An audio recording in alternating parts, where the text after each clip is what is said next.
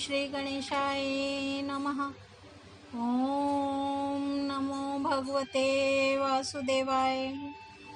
श्रीमद् भागवत में तृतीय स्कंद 15वां अध्याय प्रारंभ करते हैं। जय विजय को सनकादि का शाप। श्री मैत्रेय जी ने कहा, विदुर जी, दिति को अपने पुत्रों से देवताओं को कष्ट पहुंचने की आशंका थी, इसलिए उसने दूसरों के तेज का नाश करने वाले उस कश्यप जी के तेज वीर्य को 100 वर्षों तक अपने उदर में ही रखा। उस गर्भस्थ तेज से ही लोकों में सूर्य आदि का प्रकाश क्षीण होने लगा तथा इंद्रादि लोकपाल भी तेजोहीन हो गए। तब उन्होंने ब्रह्मा जी के पास जाकर कहा कि सब दिशाओं में अंधकार के कारण बड़ी अव्यवस्था हो रही है। देवताओं ने कहा, भगवान, काल आपकी ज्ञान शक्ति को कुंठित नहीं कर सकता, इसलिए आपसे कोई बात छिपी नहीं है। आप इस अंधकार के विषय में भी जानते ही होंगे। हम तो इससे बड़े ही भयभीत हो रहे हैं। देवाधिदेव, आप जगत के रचयिता और समस्त लोकपालों के मुकुटमणि हैं। आप छोटे बड़े सभी जीवों का भाव जानते हैं। देव, आप विज्ञान बल संपन्न हैं। आपने माया से ही यह चतुर्मुख रूप और रजोगुण स्वीकार किया है। आपकी उत्पत्ति के वास्तविक कारण को कोई नहीं जान सकता। हम आपको नमस्कार करते हैं। आप में संपूर्ण भुवन स्थित है। कार्य कारण रूप सारा प्रपंच आपका शरीर है, किंतु वास्तव में आप इससे परे हैं। जो समस्त जीवों के उत्पत्ति स्थान आपका अनन्य भाव से ध्यान करते हैं, उन सिद्ध योगियों का किसी प्रकार भी ह्रास नहीं हो सकता, क्योंकि वे आपके कृपा कटाक्ष से कृतकृत्य हो जाते हैं तथा प्राण, इंद्रिय और मन को जीत लेने के कारण उनका योग भी परिपक्व हो जाता है। रस्सी से बंधे हुए बैलों की भांति आपकी वेदवाणी से जकड़ी हुई सारी प्रजा आपकी अधीनता में नियम पूर्वक कर्मानुष्ठान करके आपको बलि समर्पित करती है। आप सबके नियंता मुख्य प्राण हैं। हम आपको नमस्कार करते हैं। हे भूमन, इस अंधकार के कारण दिन रात का विभाग अस्पष्ट हो जाने से लोगों के सारे कर्म लुप्त होते जा रहे हैं, जिससे वे दुखी हो रहे हैं। उनका कल्याण कीजिए और हम शरणागतों की ओर अपनी अपार दया दृष्टि से निहारिए। देव, आग जिस प्रकार ईंधन में पड़कर बढ़ती रहती है, उसी प्रकार कश्यप जी के वीर्य से स्थापित हुआ यह दिति का गर्भ सारी दिशाओं को अंधकार में करता हुआ क्रमशः बढ़ रहा है। श्री मैत्रेय जी कहते हैं, महाबाहो, देवताओं की प्रार्थना सुनकर भगवान ब्रह्मा जी हंसे और उन्हें अपनी मधुर वाणी से आनंदित करते हुए कहने लगे। श्री ब्रह्मा जी ने कहा, देवताओं, तुम्हारे पूर्वज मेरे मानस पुत्र सनकादि लोकों की आसक्ति त्याग कर समस्त लोकों में आकाश मार्ग से विचरा करते थे।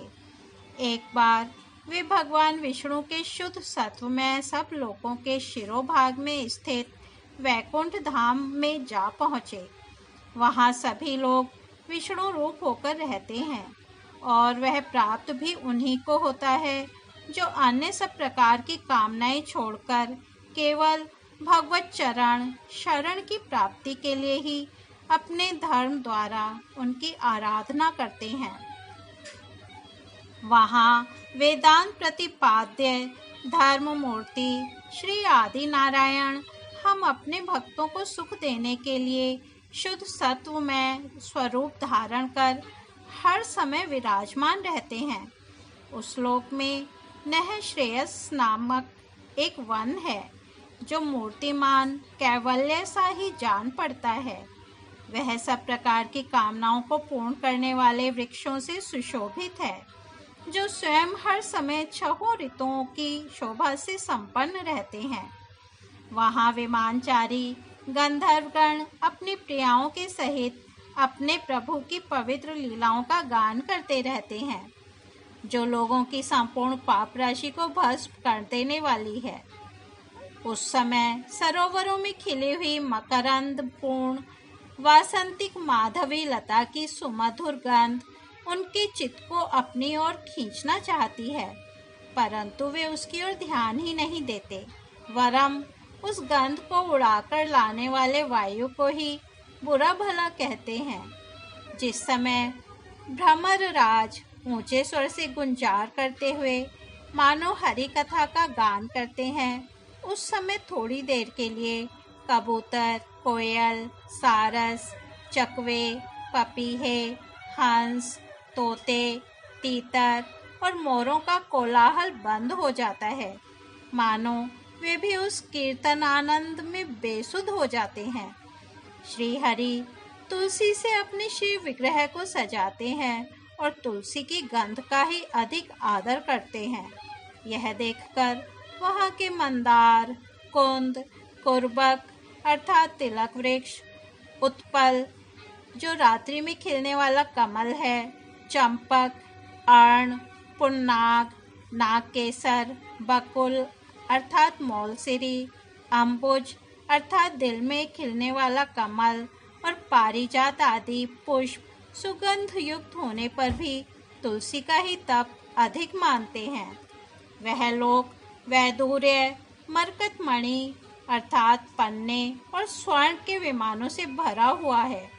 ये सब किसी कर्मफल से नहीं, बल्कि एकमात्र श्री हरि के पाद पद्मों की वंदना करने से ही प्राप्त होते हैं। उन विमानों पर चढ़े हुए कृष्ण प्राण भगवत भक्तों के चित्तों में बड़े बड़े नितंबों वाली सुमुखी सुंदरियां भी अपनी मंद मुस्कान एवं मनोहर हास परिहास से काम विकार नहीं उत्पन्न कर सकती। परम सौंदर्यशालिनी लक्ष्मी जी, जिनकी कृपा प्राप्त करने के लिए देवगण भी यत्नशील रहते हैं, श्री हरि के भवन में चंचलता रूप दोष को त्याग कर ही रहती हैं। जिस समय अपने चरण कमलों के नुपुरों की झनकार करती हुई वे अपना लीला कमल घुमाती हैं, उस समय उस कनक भवन की स्फटिकमय दीवारों में उनका प्रतिबिंब पड़ने से ऐसा जान पड़ता है मानो वे उन्हें बुहार रही हों। प्यारे देवताओं, जिस समय दासियों को साथ लिए वे अपने क्रीड़ा वन में तुलसी दल द्वारा भगवान का पूजन करती हैं, तब वहाँ के निर्मल जल से भरे हुए सरोवरों में, जिनमें मूंगे के घाट बने हुए हैं, अपना सुंदर अलकावली और उन्नत नासिका से सुशोभित मुखारविंद देखकर यह भगवान का चुंबन किया हुआ है, यूं जानकर उसे बड़ा सौभाग्यशाली समझती हैं। जो लोग भगवान की पापापहारिणी लीला कथाओं को छोड़कर बुद्धि को नष्ट करने वाली अर्थ काम संबंधिनी अन्य निंदित कथाएं सुनते हैं, वे उस वैकुंठ लोक में नहीं जा सकते। हाय, जब ये अभागे लोग इन सारी बातों को सुनते हैं, तभी उनके पुण्यों को नष्ट कर उन्हें आश्रयहीन घोर नरक में डाल देती हैं। आहा, इस मनुष्य योनि की बड़ी महिमा है। हम देवता लोग भी इसकी चाह करते हैं। इसी में तत्व ज्ञान और धर्म की भी प्राप्ति हो सकती है। इसे पाकर भी जो लोग भगवान की आराधना नहीं करते, वे वास्तव में उनकी सर्वत्र फैली हुई माया से ही मोहित हैं। देवाधिदेव श्री हरि का निरंतर चिंतन करते रहने के कारण जिनसे यमराज दूर रहते हैं, आपस में प्रभु के सुयश की चर्चा चलने पर अनुराग जन्य विहलतावश जिनके नेत्रों से अविरल अश्रुधारा बहने लगती है तथा शरीर में रोमांच हो जाता है, और जिनके से शील स्वभाव की हम लोग भी इच्छा करते हैं, वे परम भागवत ही हमारे लोकों से ऊपर उस वैकुंठ धाम में जाते हैं। जिस समय सनकादि मुनि विश्व गुरु श्री हरि के निवास स्थान संपूर्ण लोकों के वंदनीय और श्रेष्ठ देवताओं के विचित्र विमानों से विभूषित उस परम दिव्य और अद्भुत वैकुंठ धाम में अपने योग बल से पहुँचे, तब उन्हें बड़ा ही आनंद हुआ। भगवत दर्शन की लालसा से अन्य दर्शनीय सामग्री की उपेक्षा करते हुए वैकुंठ धाम की 6 ड्योढ़ियां पार करके जब वे 7वें पर पहुंचे, तब वहां उन्हें हाथ में गदा लिए 2 समान आयु वाले देवश्रेष्ठ दिखलाई दिए, जो बाजूबंद, कुंडल और किरीट आदि अनेकों अमूल्य आभूषणों से अलंकृत थे। उनकी 4 श्यामल भुजाओं के बीच में मतवाले मधुकरों से गुंजायमान वनमाला सुशोभित थी तथा बाकी भौहें, फड़कते हुए नासिका रंध्र और अरुण नयनों के कारण उनके चेहरे पर कुछ शोक के से चिन्ह दिखाई पड़ते थे। उनके इस प्रकार देखते रहने पर भी वे मुनिगण उनसे बिना कुछ पूछताछ किए, जैसे स्वर्ण और वज्र में किवाड़ों से युक्त पहली 6 ड्योढ़ी लांघ कर आए थे, उसी प्रकार उनके द्वार में भी घुस गए। उनकी दृष्टि तो सर्वत्र समान थी और वे निशंक होकर सर्वत्र बिना किसी रोक टोक के विचरते थे।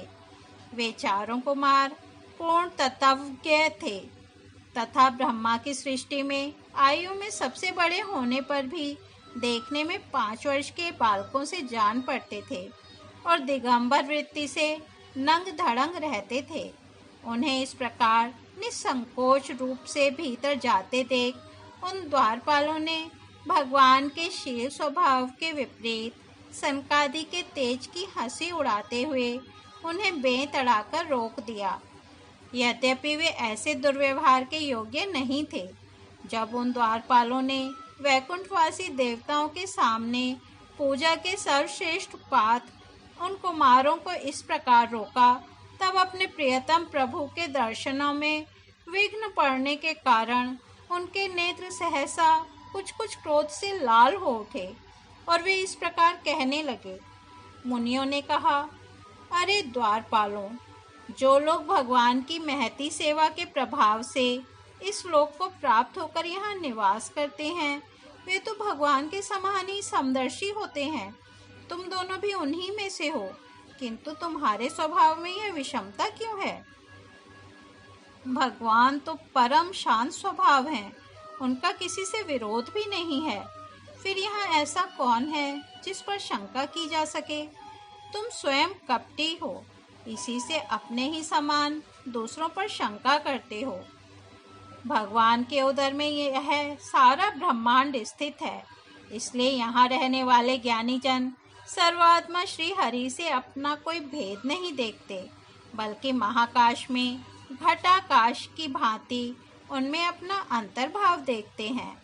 तुम तो देवरूपधारी हो, फिर भी तुम्हें ऐसा क्या दिखाई देता है जिससे तुमने भगवान के साथ कुछ भेदभाव के कारण होने वाली भय की कल्पना कर ली? तुम हो तो इन भगवान वैकुंठनाथ के पार्षद, किंतु तुम्हारी बुद्धि बहुत मंद है। अतएव तुम्हारा कल्याण करने के लिए हम तुम्हारे अपराध के योग्य दंड का विचार करते हैं। तुम अपनी भेद बुद्धि के दोष से इस वैकुंठ लोक से निकलकर उन पापमय योनियों में जाओ, जहाँ काम, क्रोध, लोभ प्राणियों के ये 3 शत्रु निवास करते हैं।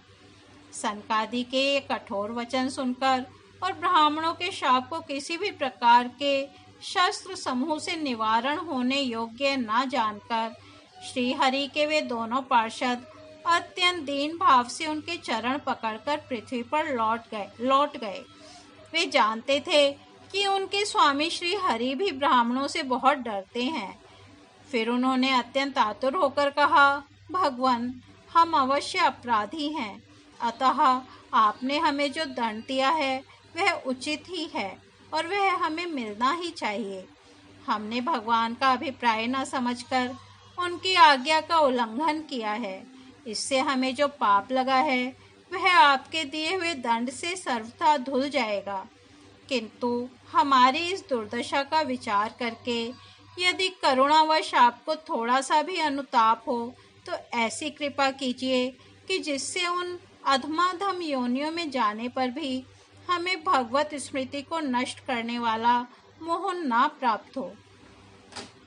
इधर जब साधुजनों के हृदय धन भगवान कमलनाथ को मालूम हुआ कि मेरे द्वारपालों ने सनकादि साधुओं का अनादर किया है, तब वे लक्ष्मी जी के सहित अपने उन्हीं श्री चरणों से चलकर ही वहां पहुंचे जिन्हें परमहंस मुनिजन भी ढूंढते रहते हैं, सहज में पाते नहीं। सनकादि ने देखा कि उनकी समाधि के विषय श्री वैकुंठनाथ स्वयं उनके नेत्र गोचर होकर पधारे हैं। उनके साथ साथ पार्षदगण छत्र चामर आदि लिए चल रहे हैं तथा प्रभु के दोनों ओर राजहंस के पंखों के समान दो श्वेत चंवर डुलाए जा रहे हैं। उनकी शीतल वायु से उनके श्वेत छत्र में लगी हुई मोतियों की झालर हिलती हुई ऐसी शोभा दे रही है मानो चंद्रमा की किरणों से अमृत की बूंदें झर रही हों। प्रभु समस्त सद्गुणों के आश्रय हैं।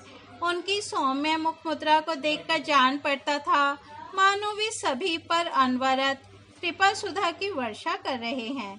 अपने स्नेहमयी चितवन से वे भक्तों का हृदय स्पर्श कर रहे थे तथा उनके सुविशाल श्याम वक्ष स्थल पर स्वर्ण रेखा के रूप में जो साक्षात लक्ष्मी विराजमान थी, उनसे मानो वे समस्त दिव्य लोकों के चूड़ामणि वैकुंठ धाम को सुशोभित कर रहे थे। उनके पीतांबर मंडित विशाल नितंबों पर झिलमिलाती हुई करधनी और गले में भ्रमरों से मुखरित वनमाला विराज रही थी तथा वे कलाइयों में सुंदर कंगन पहने अपना एक हाथ गरुण जी के कंधे पर रख दूसरे से कमल का पुष्प घुमा रहे थे। उनके अमोल कपोल बिजली की प्रभा को भी लजाने वाले मकराकृत कुंडलों की शोभा बढ़ा रहे थे। उभरी हुई सुघड़ नासिका थी, बड़ा ही सुंदर मुख था, सिर पर मणिमय मुकुट विराजमान था तथा चारों भुजाओं के बीच महामूल्यवान मनोहर हार की और गले में कौस्तुभ मणि की अपूर्व शोभा थी। भगवान का श्री विग्रह बड़ा ही सौंदर्यशाली था। उसे देखकर भक्तों के मन में ऐसा वितर्क होता था कि इसके सामने लक्ष्मी जी का सौंदर्याभिमान भी गलित हो गया है। ब्रह्मा जी कहते हैं, देवताओं, इस प्रकार मेरे महादेव जी के और तुम्हारे लिए परम सुंदर विग्रह धारण करने वाले श्री हरि को देखकर सनकादि मुनीश्वरों ने उन्हें सिर झुकाकर प्रणाम किया। उस समय उनकी अद्भुत छवि को निहारते निहारते उनके नेत्र तृप्त नहीं होते थे। सनकादि मुनीश्वर निरंतर ब्रह्मानंद में निमग्न रहा करते थे, किंतु जिस समय भगवान कमल नयन के चरणारविंद मकरंद से मिली हुई तुलसी मंजरी के गंध से सुवासित वायु ने नासिका रंध्रों के द्वारा उनके अंतःकरण में प्रवेश किया, उस समय वे अपने शरीर को संभाल न सके और उस दिव्य गंध ने उनके मन में भी खलबली पैदा कर दी। भगवान का मुख नील कमल के समान था, अति सुंदर अधर और कुंदकली के समान मनोहर हाथ से उनकी शोभा और भी बढ़ गई थी। उसकी झांकी करके विकृत कृत्य हो गए और फिर पद्मराग के समान लाल लाल नखों से सुशोभित उनके चरण कमल देखकर वे उन्हीं का ध्यान करने लगे। इसके पश्चात वे मुनिगण अन्य साधनों से सिद्ध न होने वाली स्वाभाविक अष्ट सिद्धियों से संपन्न श्री हरि की स्तुति करने लगे, जो योग मार्ग द्वारा मोक्ष पद की खोज करने वाले पुरुषों के लिए उनके ध्यान का विषय अत्यंत आदरणीय और नयनानंद की वृद्धि करने वाला पुरुष रूप प्रकट करते हैं। सनकादि मुनियों ने कहा, अनंत, यद्यपि आप अंतर्यामी रूप से दुष्ट चित पुरुषों के हृदय में भी स्थित रहते हैं, तथापि उनकी दृष्टि से ओझल ही रहते हैं, किंतु आज हमारे नेत्रों के सामने तो आप साक्षात विराजमान हैं। प्रभो, जिस समय आपसे उत्पन्न हुए हमारे पिता ब्रह्मा जी ने आपका रहस्य वर्णन किया था, उसी समय श्रवण रंध्रों द्वारा हमारी बुद्धि में तो आप आ विराजे थे, किंतु प्रत्यक्ष दर्शन का महान सौभाग्य तो हमें आज ही प्राप्त हुआ है। भगवान, हम आपको साक्षात परमाम तत्व भी जानते हैं। इस समय आप अपने विशुद्ध सत्व में विग्रह से अपने इन भक्तों को आनंदित कर रहे हैं। आपकी सगुण साकार मूर्ति को राग और अहंकार से मुक्त मुनिजन आपकी कृपा दृष्टि से प्राप्त हुए सुदृढ़ भक्ति योग के द्वारा अपने हृदय में उपलब्ध करते हैं। प्रभु, आपका सुयश अत्यंत कीर्तनीय और सांसारिक दुखों की निवृत्ति करने वाला है। आपके चरणों की शरण में रहने वाले जो महाभाग आपकी कथाओं के रसिक हैं, वे आपके आत्यांतिक प्रसाद मोक्ष पद को भी कुछ अधिक नहीं गिनते। फिर जिन्हें आपकी जरा सी टेढ़ी भौहें ही भयभीत कर देती हैं, उन इंद्रपद आदि अन्य भोगों के विषय में तो कहना ही क्या है। भगवान, यदि हमारा चित्त भौरे की तरह आपके चरण कमलों में ही रमण करता रहे, हमारी वाणी तुलसी के समान आपके चरण संबंध से ही सुशोभित हो और हमारे कान आपकी सुयश सुधा से परिपूर्ण रहें, तो अपने पापों के कारण भले ही हमारा जन्म नरकादि योनियों में हो जाए, इसकी हमें कोई चिंता नहीं है। विपुल कीर्ति प्रभो, आपने हमारे सामने जो यह मनोहर रूप प्रकट किया है, उससे हमारे नेत्रों को बड़ा ही सुख मिला है। विषयासक्त अजितेंद्रिय पुरुषों के लिए इसका दृष्टिगोचर होना अत्यंत कठिन है।